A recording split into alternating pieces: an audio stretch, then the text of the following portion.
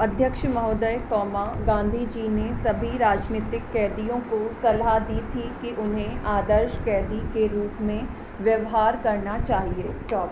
परंतु लेखक के विचार में वे स्वयं भी आदर्श कैदी नहीं थे। इस शताब्दी के पहले 2 दशकों में भारत की जेल हमारी संकल्पनाओं के नर्क से काफ़ी मिलती जुलती थी।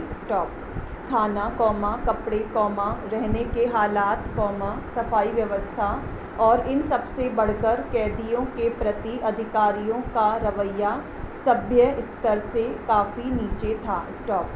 जेल कोड के अंतर्गत जो थोड़ी बहुत दवा की गई थी, वह जेल के अधिकारियों के गैर कानूनी और अमानवीय रवैये के कारण समाप्त हो जाती थी। राजनीतिक कैदी यह कार्य अपने ऊपर स्वयं लाद लेते थे और स्वेच्छा से तकलीफ़ें उठाकर अधिकारियों के विरुद्ध कठिनाइयाँ उत्पन्न करते थे, ताकि सरकार को मजबूरन जेल के हालात में सुधार करना पड़े। गैरकानूनी ढंग से कैदियों को पीटना और क्रूर यातनाएं देना एक आम बात थी, मारपीट से कैदियों की मृत्यु हो जाना कोई असाधारण बात न थी। जेल के कर्मचारियों में भ्रष्टाचार सामान्य रूप से फैला हुआ था। सच्चा और ईमानदार जेल अधीक्षक शायद ही कहीं हो। अतः लेखक और उसके साथियों को अनुचित रूप से गड़बड़ करके या भूख हड़ताल करके अधिकारियों के लिए कठिनाइयाँ पैदा करनी पड़ती थी। इस प्रक्रिया में राजनीतिक कैदियों का पूर्ण रूप से स्वास्थ्य खराब होना सामान्य बात हो गई थी। इस प्रकार विश्व युद्धों के दौरान जेलों की हालत में कुछ सुधार हुआ, क्योंकि उस समय विभिन्न जेलों में बड़ी संख्या में राजनीतिक कैदी रखे गए थे। एक प्रकार से वे जानबूझकर कठिनाई पैदा करने वाले थे और निश्चित रूप से आदर्श कैदी न थे। स्वयं गांधी जी ने अधिकारियों के लिए कठिनाइयाँ पैदा की, जब भी उन्हें कैद किया गया। Para change. गांधी जी भिन्न अर्थों में कठिनाई पैदा करने वाले थे। जब भी उनको जेल में रखा गया, वे जेल में आने के तत्काल बाद सरकार को मुख्य रूप से राजनीतिक मामलों पर, परंतु प्रायः जेल के हालात पर भी, पत्र लिखने शुरू कर देते। जब 9 अगस्त 1942 को उनको गिरफ्तार किया गया, तो उनको पूना के निकट आगा खां महल में ले जाया गया और उनके अन्य साथियों, कार्यकारिणी समिति के सदस्यों को अहमदाबाद के किले में नज़रबंदी के लिए ले जाया गया। गांधी जी और अन्य कांग्रेसी नेताओं को एक विशेष रेलगाड़ी से चिंचवड़ स्टेशन ले जाया गया। वहाँ 2 दलों को अलग अलग कर दिया गया। गांधी जी आगा खां महल में 9 अगस्त को सवेरे पहुँचे।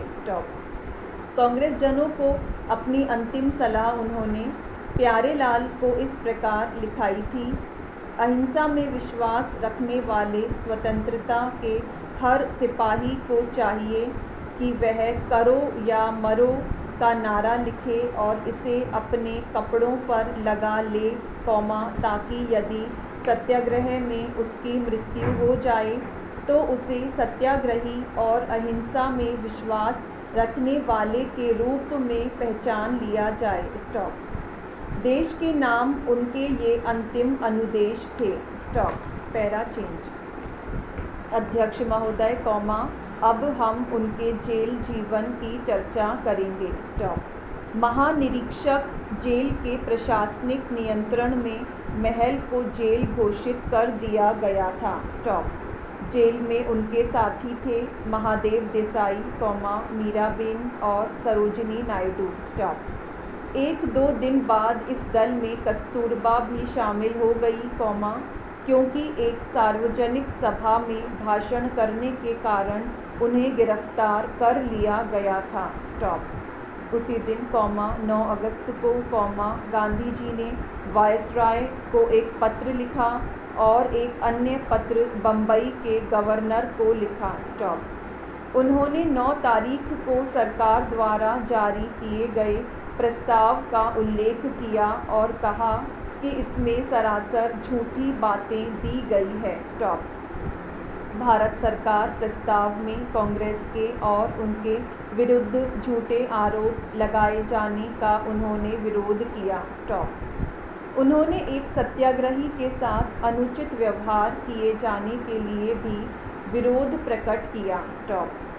उन्होंने गवर्नर को याद दिलाया कि इस बार आंदोलन में अपने आप को गिरफ्तार कराने का कार्यक्रम नहीं रखा गया, बल्कि सत्याग्रही गिरफ्तारी से बचने का भी प्रयत्न कर सकता है।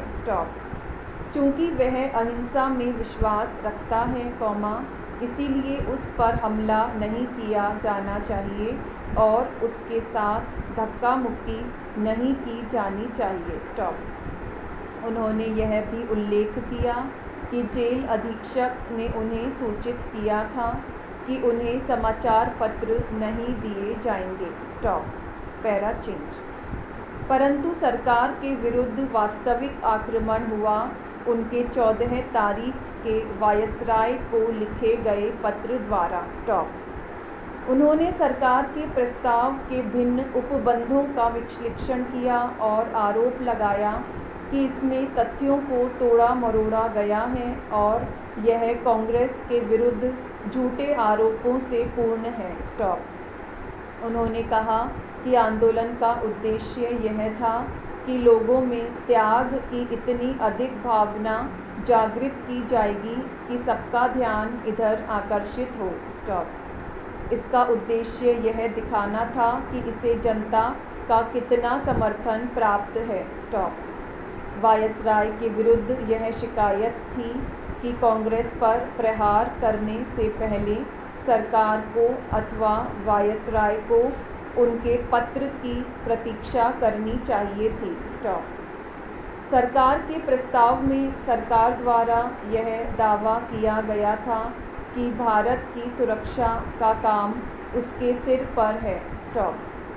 गांधी जी को यह दावा सच्चाई के साथ मजाक लगा, विशेषकर मलाया, सिंगापुर और बर्मा की रक्षा में पूर्ण असफलता के बाद उनके विचार में सरकार का प्रस्ताव सत्य की हत्या थी। वायसराय ने केवल एक वाक्य में इसका कटु उत्तर दिया। इसके बाद महादेव देसाई की अचानक मृत्यु हो गई, जो कि गांधी जी के सबसे अधिक वफादार सहायक और सचिव थे। भारत में यह माना जाता था कि उनकी मृत्यु के बाद गांधी जी ने महानिरीक्षक को एक संदेश दिया कि इसे एक्सप्रेस तार द्वारा भेज दिया जाए। संदेश में महादेव की विधवा को केवल सांत्वना दी थी और हिम्मत बनाए रखने को कहा गया था।